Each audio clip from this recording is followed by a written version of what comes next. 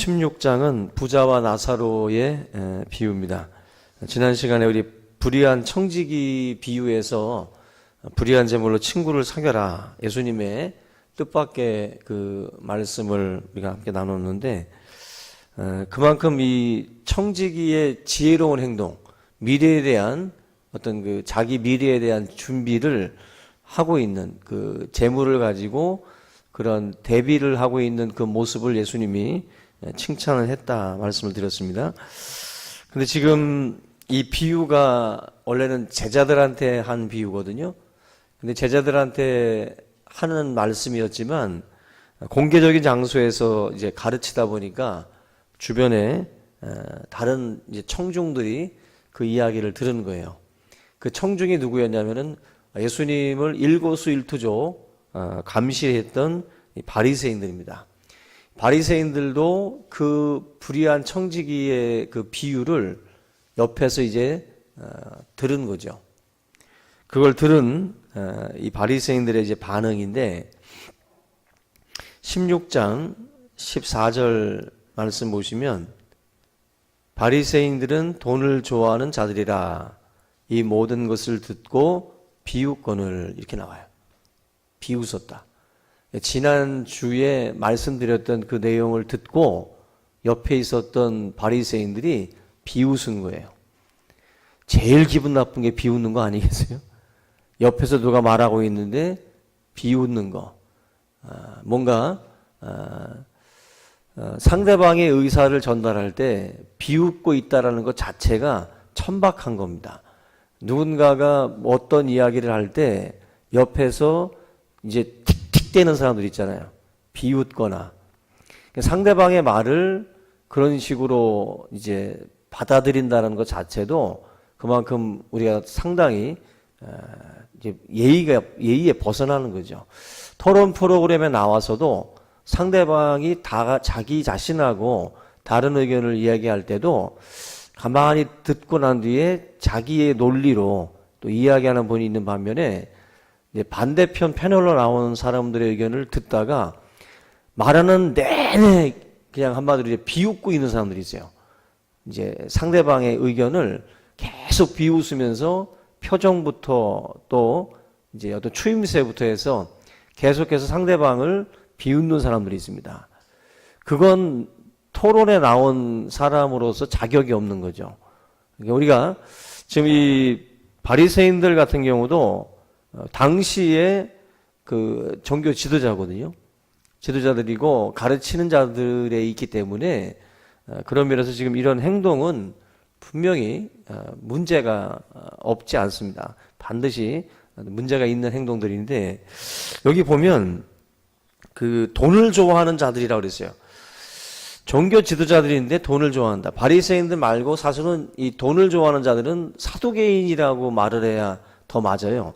사두개인들은 성전을 관리하던 자들이기 때문에 돈과 아주 연관이 있는 사람들입니다. 이 사두개인들은. 근데 이 바리새인들조차도 돈을 좋아하는 자들이다라고 말씀을 해요. 그러다 보니까 지난주에 말씀드렸던 그 불의한 청지기의 이 비유를 들으면서 그 재물을 가지고 뭔가 그 다른 사람들을 위해서 그 선을 베풀었던 어떤 그런 행동들, 미래를 대비해서 했던 행동들, 뭐 이런 것들에 대해서 뭔가 그 나름대로는 이 바리새인들 입장에서는 말이 안 된다는 거죠. 자기들이 볼 때는 자기들 돈을 다른 사람을 위해서 쓴다라는 것 자체가 용납이 안 되는 거예요. 그러다 보니까 이 예수님의 이 논리, 13절까지 예수님이 말씀했던 이 이야기를 가지고 비웃은 겁니다. 다른 일을 위해서 돈을 쓴다는 거. 이게 자기 배를 채우는 데에만 사실 바리새인들은 관심이 있었기 때문에 말로는 하나님을 위한다라고 하지만 이 사람들은 언제나 이 땅에서 호의호식하는 것, 그것이 이제 삶의 목표로 자리 잡았던 사람들이라는 거예요. 그러다 보니까 예수님의 이 이야기를 들으면서도 비웃은 겁니다. 예수님이 이 부자와 거지 나사로의 비유를 왜 말씀을 했냐면 이 관련이 있는 거예요. 돈을 좋아하는 자들이다라고 말씀하시면서 뒤에 거짓 나사로와 부자의 이 비유를 하나를 더 든 거예요, 예수님이. 이들 들으라고. 지금 이 바리새인들 들으라고 예수님이 이 비유를 다시 꺼내신 겁니다. 여기 보면은 이제 본문 말씀 19절 보면은 한 부자가 나오고, 그리고 이제 20절에 나사로가 나오죠. 근데 지금 이 부자는 특징이 자색 옷을 입었고 또 고운 베옷을 입었다라고 나옵니다. 여기 보면은 이 사람이 높은 지위에 있었던 부자였을 것이다라고 추측을 할 수 있는 대목인데, 자색 옷이라는 것은 이제 아주 비싼 염료로 물들인 옷감입니다. 이거는 당시 이제 고대의 왕족들, 귀족들, 그리고 부자들이 입던 옷이에요. 그러니까 지금 이 부자는 아마 권력과 부를 쥐고 있었던 사람이라고 볼 수가 있어요. 그리고 고운 베옷은 당시에 금값 2배였다고 합니다.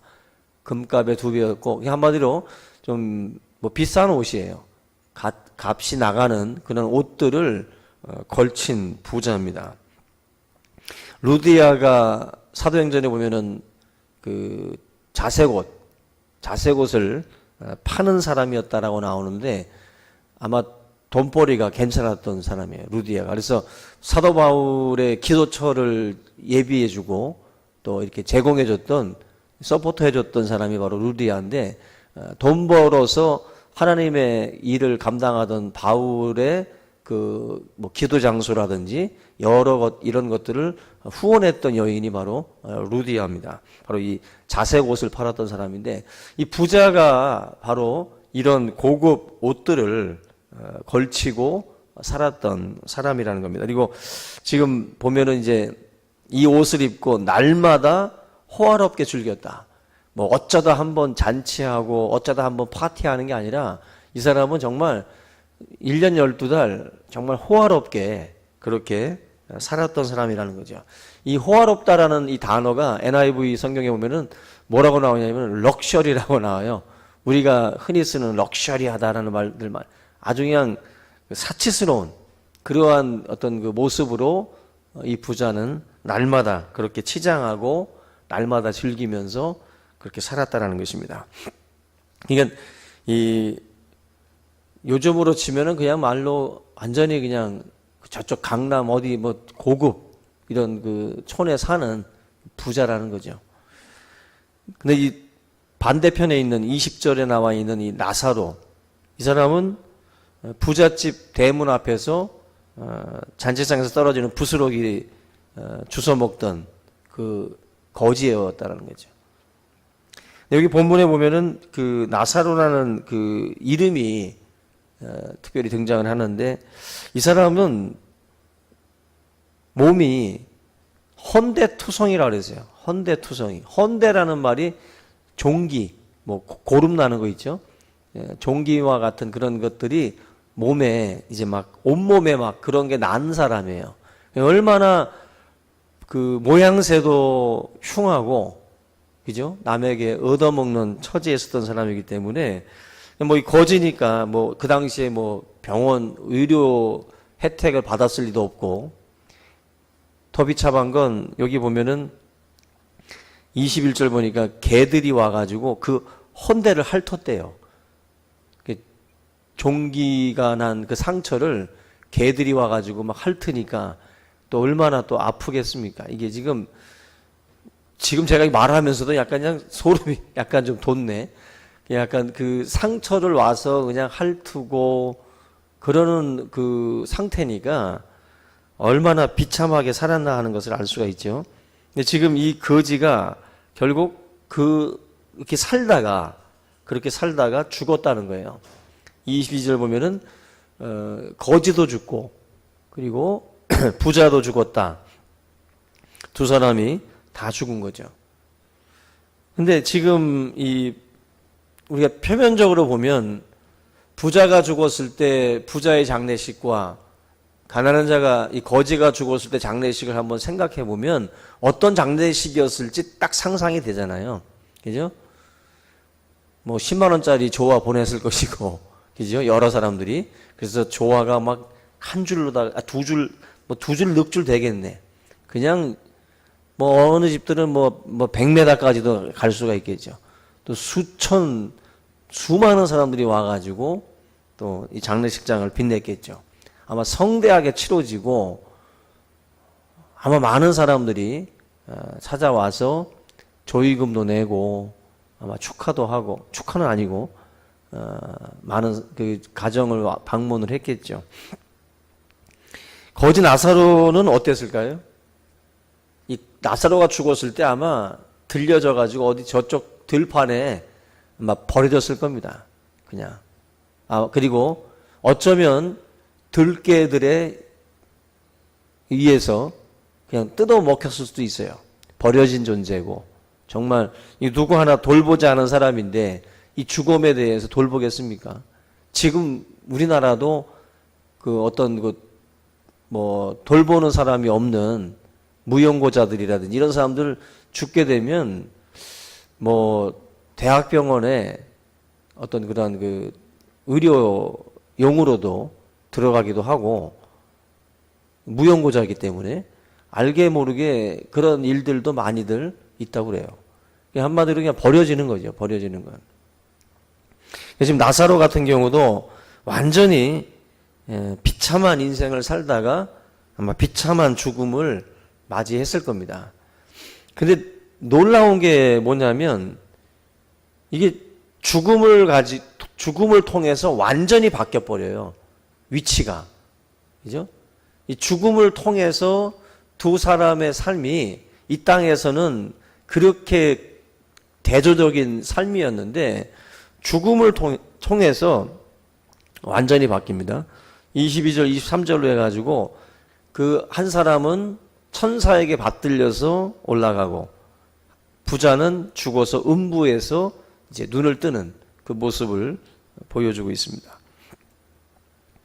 지금 아브라함의 품과 음부를 이제 얘기를 하고 있는데 우리가 예수님께서도 강도가 이제 죽음 직전에 있을 때 너가 나와 함께 낙원에 있으리라는 말씀을 하셨어요. 낙원에 있으리라. 그래서 지금 이 사후에 죽고 난 뒤에 우리가 천국과 지옥에 대한 이야기들을 많이 하는데 하나님의 그 백보자 심판 뒤에 이제 천국과 지옥이라고 하는 것으로 이제 갈라지게 되는데 바로 그러면 죽고 난 뒤에 그 중간 그런 질문이 있잖아요. 그죠? 심판 이전까지는 도대체 어떤 상태인가? 사실 의견들이 많이 있어요. 사후에 하나님의 심판이 있기 전까지의 그 상태. 예수님의 말씀 중에도 네가 나와 함께 낙원에 있으리라는 이 어떤 그 말씀들이 있고 또 예수님의 이 비유 중에 보면은 부자의 상에서 떨어졌던 그 부스러기를 먹던 이 나사로가 또 음부에 들어가고 또 나사로가 아브라함의 품에 들어가고 이 부자가 음부에 가는 그러한 이야기들을 하고 있는 걸 봐서 인간이 죽은 후에 머무는 어떤 중간 상태를 낙원, 음부 이 이야기들로 하기도 합니다. 이 사실 성경이 결정적으로 확증해주는 그런 그 내용들을 찾기가 좀 쉽진 않은데 그래서 이 천국과 지옥 이전 중간 상태를 낙원과 음부로 보기도 합니다. 바로 예수님의 말씀도 그렇고 오늘 이 말씀도 그렇고 그래서 지금 그 완전한 천국과 지옥에 비하면 이 중간 상태는 이제 그림자와 같은 거죠. 그림자의 어떤 상태와도 같은데 그럼에도 불구하고 지금 이 본문에 나와 있는 음부에서 고통받는 그 부자의 모습을 보게 되면 정말 엄청난 고통의 어떤 그 자리라고 하는 것을 우리가 알 수가 있습니다. 여기 보면은 음부에 떨어져 가지고 물 한 방울 찍어달라는 요구를 하죠. 모든 것들을 다 가졌던 부자였는데 거기는 물 한 방울조차도 없다라는 것을 아주 극명하게 보여주고 있어요. 모든 것들을 다 누리고 다 가졌던 사람이었지만 바로 이 음부에 들어가서는 그 어떤 것도 가지고 있지 않은 물 한 방울조차도 찾을 수 없는 그러한 고통의 자리에 놓여져 있다라는 것을 보여주고 있습니다. 여러분들, 이 부자가 지옥에 간 이유가 뭐죠? 이 음부에 간 이유가 뭐죠? 그리고 나사로가 아브라함의 품에 안긴 이유가 또 뭐고? 여러분들, 이걸 접근을 할 때 부자가 지옥에 간 이유가 뭘까? 부자여서 지옥 갔다? 그렇게 얘기할 수 없잖아요. 그죠? 부자였기 때문에 지옥 갔다라고 말하면 상당히 힘들어지죠. 이 본문 해석 자체가. 그래서 우리가 아브라함의 품에 안겼던 나사로, 그리고 음부에 내려간 이 부자, 그들의 사후에 그들이 가게 된 이 장소가 도대체 뭘 가지고 어떤 기준을 가지고 이렇게 구분이 됐는가 하는 그 질문들을 사실은 하고 많이들 사실은 신학자들도 그렇고 고민을 합니다. 고민을 하는데 만약에 부자라는 이유로 또 매일 잔치했다는 이유로 지옥 갔다 오면은 이거 참 문제가 있는 거예요. 단순히 이렇게만 볼 수는 없는 것이고 예수님의 이 비유 속에서 많은 분들이 이제 고민을 하는 가운데에 내린 어떤 하나의 이야기 중에 하나가 뭐냐면은 25절 말씀인데요. 25절 보면은 아브라함이 이르되 너는 살았을 때에 좋은 것을 받았고 나사로는 고난을 받았으니 이것을 기억하라. 이제 그는 여기서 위로를 받고 너는 괴로움을 받느니라. 이 25절이 키예요. 25절이 사실은 이 부자와 나사로가 또 다른 이 장소로 이제 나누어진 이유라는 것인데 이 본문만 읽어봐도 사실은 해석 자체가 쉬운 건 아닙니다. 무조건. 그러니까 우리가 이걸 어떻게 봐야 되냐면은 지금 부자는 이미 다 얻었다는 거잖아요. 지금 이미 다 얻었다. 내 인생 중에 가장 좋은 것을 이미 다 누렸다라고 지금 말씀을 하고 있습니다. 네 인생 중에서 가장 좋은 것을 지금 다 얻었다라고 말씀을 하는데 성경에서 이야기하고 있는 최고로 좋은 것은 아니에요. 지금 여기서 말하는 좋은 것이라는 게 성경에서 말씀하는 최고의 가치, 최고의 선을 말하는 것은 아니고 부자의 그 자기 생각에 최고로 좋은 것입니다. 자기 생각에 좋은 것. 그러니까 우리도 인생을 살면서 다 각자가 가지고 있는 제일 좋은 게 있어요. 최고라고 자기가 가지고 있는 기준 속에 최고의 가치들이 다 달라요. 근데 이 부자는 자기가 생각하는 좋은 것들을 다 누리면서 살았다라고 하는 것입니다. 그러니까 우리가 살면서 의미를 부여하는 거예요. 이게 최고다. 이게 최고다라고 여기는 것들이 다 각자가 있는데 너는 그 최고를 다 누렸다는 거예요. 너는 그걸 다 누리고 그렇게 다 살았다는 거죠. 궁극적인 가치를 어디에 두고 살았느냐 하는 것을 볼 때에 이 부자는 바로 이 재물이라고 하는 이것을 최고의 가치로 여기고 예수님께서 지금 부자라는 그 타이틀을 이 사람한테 지금 붙여줬어요. 이 타이틀을 붙여주고 이 사람은 어떻게 보면 재물이라고 하는 것이 이 사람을 상징하는 것이고 이 사람을 어떤 정체성을 이야기할 때 돈이라든지 이런 부라고 하는 것 자체가 이 사람을 설명해 주는 거예요. 이 사람의 정체성을 이제 말해줄 때 재물이 나오는 거죠. 재물이 빠지면 이 사람도 없는 거예요.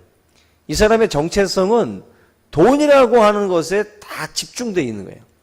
돈이 없어지면 최고의 가치로 여겼던 것들을 만약에 잃어버리면은요, 이런 사람들은 죽어요. 낙담합니다. 왜냐하면 자기가 일생을 두고 최고의 가치로 여겼던 것들을 뺏기거나 잃어버리게 되면 이 사람은 더 이상 살 의미를 잊어버리게 돼요. 놓치게 됩니다. 그러면 죽는 거예요. 다리에서 떨어지든지 자살을 하든지 번개폭탄 켜놓고 죽든지 뭔가 내 삶에 최고라고 하는 가치가 다 떠났기 때문에 필요 없는 거예요. 이제 더 이상. 정체성 자체가 무의미해지는 겁니다. 그래서 여러분들 각자가 인생을 살면서 생각하는 최고의 가치라는 게 있어요. 그 가치를 우리가 어디에다 두고 살아야 되냐 하는 거죠. 어디에다 두고. 지금 이 부자 죽으니까 자기가 쌓아놨던 이 모든 것들은 죽음 이후에 아무런 힘을 발휘하지 못해요. 아무런 힘을 발휘하지 못합니다. 그 죽음과 더불어서 모든 것들이 다 사라져버리는 거예요. 자기를, 예수님께서는 너를 위해서 재물을 하늘에 쌓아두라고 말씀을 했어요. 그리고 이 어떤 부자는 막 계획을 세워서 창고를 짓고 계속 자기의 사업을 늘려가는 그런 비전을 가지고 막 이야기를 할 때, 오늘 밤 내 영혼을 내가 도로 찾는다면 너가 이 모든 준비한 모든 것들이 누구 것이 되겠느냐. 최고의 가치로 여기고 살아가고 있지만 너 오늘 밤 죽으면 그거 다 누구 것 되냐? 가지고 갈 수 있냐는 거죠. 그러면 너가 죽었을 때 가지고 갈 수 있는 네 영혼을 위한 것들을 위한 준비들은 너가 하고 있냐는 거예요. 아무것도 준비하지 않고 지금 너가 비전이네 뭐 하네 하면서 사업을 확장하고 그렇게 하고 있는데 그거 나중에 너 가져갈 거 가냐는 거죠. 아무것도 못 가져간다는 거예요. 너의 정체성을 말할 수 있는 것, 재물이라고 생각하면 안 된다는 거예요. 그 재물은 사라진다는 거예요. 지금 이 부자가 죽었을 때 아무것도 가져가지 못했고 물 한 방울 가져가지 못했던 것처럼 그건 아무 의미 없다라는 거예요. 지금 이 본문 말씀이 굉장히 의미 있는 거예요. 여러분들 교도소에 가면은 이름 안 부르죠. 번호 부르잖아요. 다 이제 번호 주잖아요. 이름이 사라져 버립니다. 지금 이름이면 부자에게 이름이 있고 오히려 저 거지에게 이름이 없어야 정상이에요.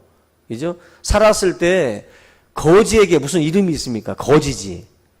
그리고 오히려 부자에게는 아주 존귀한 이름이 붙어가지고 따라왔을 거예요. 근데 오히려 성경은 부자는 이름을 없애버리고 거지였던 나사로는 이름을 부각을 시켜요. 그러면서 오히려 아이덴티티라고 하죠. 자기 정체성 자체가 없어져 버려요. 이 부자는 없어져 버린다고. 오히려 거지같이 살았지만 이 나사로를 오히려 더 돋보이게 만들어요. 여러분들 그 죽음에 이르는 병이라는 책이 있어요. 이 죽음에 이르는 병이라는 책에서 이 키에르케고르가 그 죄에 대해서 정의를 내릴 때 뭐라고 내렸냐면은 하나님이 아닌 다른 것을 통해 정체성을 세우는 것, 이게 죄라 그랬어요. 하나님이 아닌 다른 것으로 정체성을 세우는 것. 돈을 가지고 자기 정체성을 세운다든지 권력을 가지고 자기 정체성을 세우는 것 이 자체가 다 죄라는 거예요. 하나님을 통해서 나를 찾지 않고 자꾸 엉뚱한 것들을 가지고 자기를 뭔가 이렇게 설명하려고 하는 것 자체가 이게 죄라는 거예요. 돈 사라지고 권력 사라지고 다 사라져 버렸을 때 여러분들 자기 자신이 있어야 돼요. 예? 뭐 젊음이 사라지거나 아니면은 뭐가 사라지거나 뭐 다 떠났어도 내가 나를 설명할 수 있는 자기 정체가 자기 정체성이 있어야 돼요. 그래서 다 떠나도 낙담하거나 절망해서는 안 됩니다. 마치 거지 나사로처럼 내가 아무것도 없고 종기투성이고 개들이 와서 핥는 환경 속으로 떨어져도 나의 정체성은 있어야 돼요. 내 자신은 그렇게 비참해도 하나님의 자녀고 하나님의 백성이라고 하는 정체성을 가지고 살아야 돼요. 오히려 내가 그 누군가를 바라볼 때 나는 저 부자 집 문 앞에서 그 부스러기나 먹는 거지 같은, 제가 오늘 그 강남에 무슨 뭐에 100억대 되는 뭐 아파트에 사는 그 부자가 그 경비원이 출입문 이거 자동으로 열리는 이 센서 이거 열리는 거 늦게 열었다고 온갖 수욕을 당하는 영상을 제가 봤는데 제가 그걸 보면서 정말 부르르 떨리더라고요. 100억 거의 100억대 되는 그 집에서들 사는 거예요. 50억, 100억 되는 집에서. 근데 나이도 똑같더라고. 경비원의 나이도 한 40 대여섯 됐고, 그 부자도 40 대여섯 됐어요. 근데 자동 센서 차단 이 망이니까 알아서 열리잖아요. 알아서 열리는데 자기가 오토바이를 타고 들어오면 멀리서 보고 빨리 열라는 거예요. 이 사람은. 어차피 잠깐 멈추면 열리는 문이에요, 이게. 그런데도 알아서 빨리빨리 열라는 거예요. 달려올 때 바로 들어가게. 근데 그거를 교체하는 타이밍에 뭐 메모를 적느라고 그걸 좀 늦게 열은 거죠. 근데 멈췄다가 가게 하니까 열받으니까 경비실로 들어와가지고 손짓도 하고 발짓도 하고 그리고 온갖 정말 밥 먹고 살기 정말 힘들구나 하는 것을 느낄 정도로 정말 굴욕적인 말들을 해가면서 부자가 그 가난한 그 사람을 모욕을 주는데, 아, 진짜 돈은 있지만 저렇게 천박할까? 저렇게 가진 자로서 우리가 노블리스 오블리제라고 가진 자일수록 오히려 더 도덕적 책임과 의무를 가지고 없는 분들을 잘 섬기고 뭔가 이렇게 좀 본을 보여야 되는데, 가진 자들이 그동안에 보였던 걸 보면은 뭐 땅콩 회항 사건부터 해가지고, 그죠? 온갖 갑질들을 다 하죠. 근데 지금 오늘 있었던 이 사건도 제가 그 뉴스 그 유튜브 영상 보면서, 야, 이분 진짜 뭐 말 한마디, 이쪽은 온갖 쌍욕을 하는데 그 경비원은 말 한마디 못해요. 어떤 똑같이 욕도 못해. 왜냐하면 처자식이 있어. 그 처자식 때문에 이 직장에서 그나마 잘리지 않으려고 자기는 정제된 말로 참으면서 얘기를 하고, 이쪽에서는 온갖 쌍욕을 해야 되는데 그걸 참고 견디더라고요. 여러분들, 우리가 지금 이 본문에 나와 있는 이 부자와 이 나사로 얘기 많이 듣잖아요. 근데 이 얘기에서 여러분들이 꼭 기억할 게 뭐냐면, 거지는 나사로는 종기투성이고 개들이 와서 핥지만, 그럼에도 불구하고 하나님께서 이 아들을 품어주셨다는 거예요.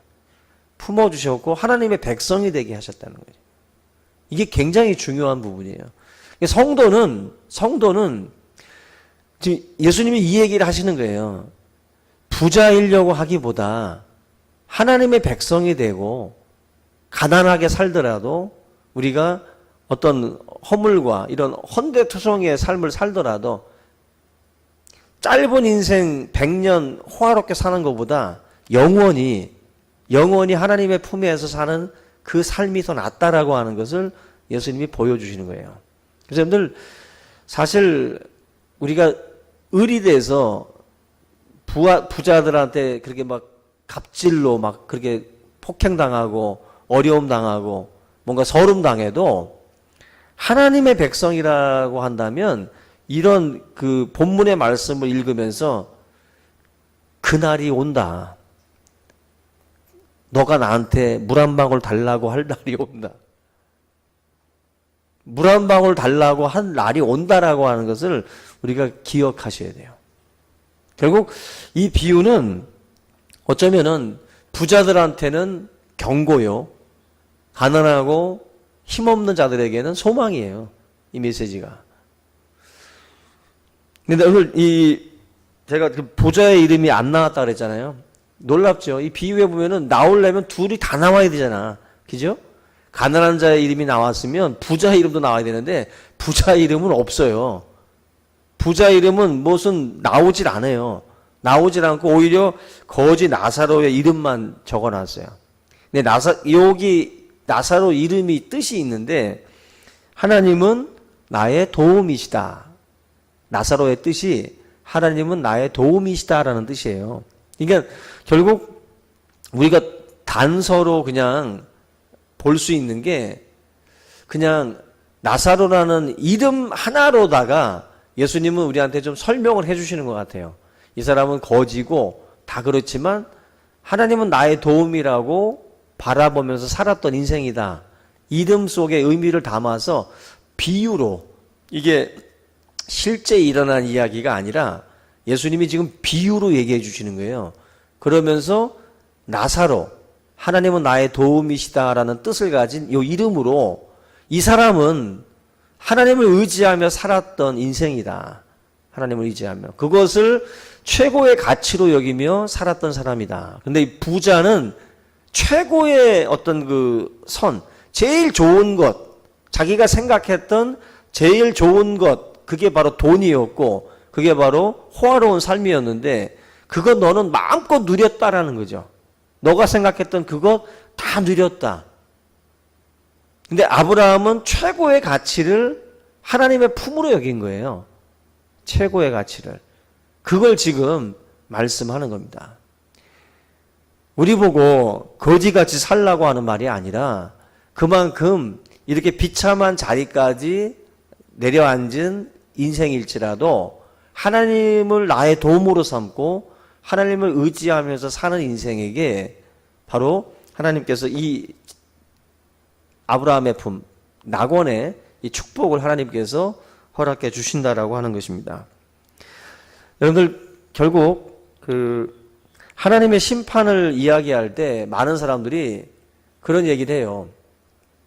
하나님의 사랑과 하나님의 심판은 어울리지 않지 않느냐. 사랑의 하나님이 지옥을 준비하고 있다? 이건 맞지 않지 않느냐. 어떻게 사랑의 하나님이 지옥을 만들 수 있을까? 그래서 지옥의 교리에 대해서 부정하는 분들이 있어요. 근데 여러분들 이 비유는 예수님의 비유예요. 예수님이 직접 하시는 말씀입니다. 그리고 예수님의 말씀 중에도 오른쪽 눈은 빼고 한쪽 눈, 한쪽 발 다 잘라서라도 천국에 들어가는 것이 낫다고 그랬죠. 죄를 범치 말고. 그만큼 천국에 대한 말씀, 지옥에 대한 말씀은 예수님이 하신 말씀이에요. 그래서 여러분들 오히려 역설적이게도 사랑의 하나님이 하나님의 심판, 지옥을 말하는 것은 하나님의 사랑과 어울리지 않는다라고 말을 하지만 오히려 반대예요. 하나님의 심판에 대한 어떤 이 이야기가 사실은 우리들의 이 신앙에 있어서는 굉장히 중요한 자리를 차지하고 있습니다. 한마디로 인간은 뭔가 이렇게 보복하고 싶은 마음들이 있어요. 보복하고 싶은 마음들. 그래서 인간은 뭔가 누군가가 잘못을 했을 때 보복 심리가 있는데 하나님의 심판을 믿게 되면 우리가 이 땅에서 보복의 사이클에 빠지지 않습니다. 내가 반드시 내 손으로 복수하겠다라고 하는 보복 사이클에 빠지질 않아요. 보복 사이클에 빠지는 사람들은 하나님의 심판에 대한 믿음이 없는 사람들이에요. 그래서 내 손으로 직접 저 사람을 내려쳐야 되겠다라고 하는 보복 사이클에 빠져요. 그래서 다윗 같은 경우는 하나님의 심판을 믿으니까 사울을 자기 손으로 안 죽이잖아요. 그냥 하나님의 손에 맡기고 기름 부음 받은 그 사울을 그냥 하나님의 손에 맡기죠. 심판을 믿는 믿음이에요. 우리가 지옥이라고 하는 이 교리를 믿을 때, 지옥에 대한 그 심판을 우리가 믿을 때 이 땅에서 우리가 하나님 내가 내 손으로 직접 무언가를 다 심판하고 뭔가 보복하고 죽이려고 하는 그 유혹에서 벗어날 수가 있어요. 속상하니까 자꾸 그렇게 하고 싶은 거죠. 이놈의 세상 내가 직접 하든지, 그죠? 뭔가 법에다가 호소해도 안 되고 뭔가 자꾸만 뭔가 막힐 때, 법도 믿을 수가 없을 때 우리가 직접 하고 싶잖아요. 그죠? 뭐 영화 보면은 그러잖아요. 영화 보면 막 뭐 나라 정권이든 뭐 권력이 다 가로막고 있을 때 그때 아버지가 직접 나서서 막 하잖아. 그런 것처럼 뭔가 내 손으로 막 하고 싶은 유혹들이 있어요. 근데 이 하나님의 심판은 분명하다. 그래서 하나님이 우리가 이 땅에서 하지 못했던 그 일에 대한 그 처리, 이 모든 부분들을 하나님께서 직접 하신다라고 하는 그 믿음을 가지고 우리가 살아가야 되는 거죠. 오늘 이 말씀이 결국 그러한 내용들을 다 얘기해 주고 있습니다. 그 로이드 존스가 그런 말을 했어요. 그 하나님의 그 은혜나 하나님의 그 사랑을 알려면 이게 지금 지옥이라고 하는 데서 우리를 빼내셨다라고 하는 것을 알아야, 얼마를 지불했는지를 알아야, 그래야 우리가 하나님의 은혜와 사랑을 더 깨닫는다 그랬어요. 그냥 내가 친구 집에 놀러 갔는데 친구 집에 도시가스 요금 못 낸 게 있어가지고 내가 만약에 몇만 원 그냥 내가 대신 냈어요. 그러면 그걸 뒤늦게 안 친구가 고마워, 야 그거 한 7만 원 됐을 텐데 야 너무 고맙다 하면서 악수 한번 하고 이렇게 할 수 있죠. 근데 우리가 만약에 20년치 나라 세금을 우리가 안 냈던 게 있는데 몇 천만 원, 몇 억 되는데 이걸 누가 대신 내줬어요. 그러면 야 악수하면서 야, 고마워, 야 이 정도로 끝나요? 아니죠. 어느 정도까지 할 거예요, 여러분들은? 예? 무등도 태워주고 큰 절도 하고 온갖 정말 그거 안 할 거예요? 그냥 야 고맙다, 야 이 정도로 끝나요? 아니잖아요. 너무 큰 것을 내가 대신 내 친구가 그렇게 해줬다고 한다면 우리는 정말 도시락 싸들고 다니면서 그 친구 뭔 일이 있다고 하면 도와줘야 되죠. 그죠? 로이드 존스가 그런 말을 하는 거예요. 십자가에서 예수님이 우리를 위해서 지불해 주신 그 대가가 뭔지를 알면 우리는 가만히 있을 수 없다는 거예요. 지옥의 형벌에 빠질 수밖에 없는 이 인생들을 예수님께서 대신 담당하시고 십자가에서 죽으셨다면, 그걸 안다면 우리는 가만히 있을 수 없다는 거예요. 그만큼 지옥의 이 교리가 빠지면 안 된다는 거예요. 일만 달란트 빚진 자라고 하는 것을 알아야 된다는 거예요. 그걸 깨달아야만이 우리가 잘못된 어떤 이 신앙생활을 하지 않는다는 거죠. 오늘 저와 여러분들이 바로 이 본문에서 말씀하고 있는 이 지옥의 형벌, 이 자리에서 우리가 하나님의 은혜로 사망에서 생명으로, 이 심판의 자리에서 영생의 자리로 옮겨진 그런 존재들인 줄로 믿습니다. 항상 이 믿음의 이 말씀을 우리가 붙들고 항상 그리스도의 그 사랑에 보답하는 빚진 자의 심정으로 우리가 그 삶을 살아가는 우리 모두가 될 수 있기를 주님의 이름으로 축원합니다. 우리 오늘 이 말씀을 함께 붙들고 우리 통성으로 같이 한번 기도하겠습니다. 살아계신 하나님 아버지 감사를 드립니다. 오늘 이 귀한 시간 하나님의 말씀 안에서 부자와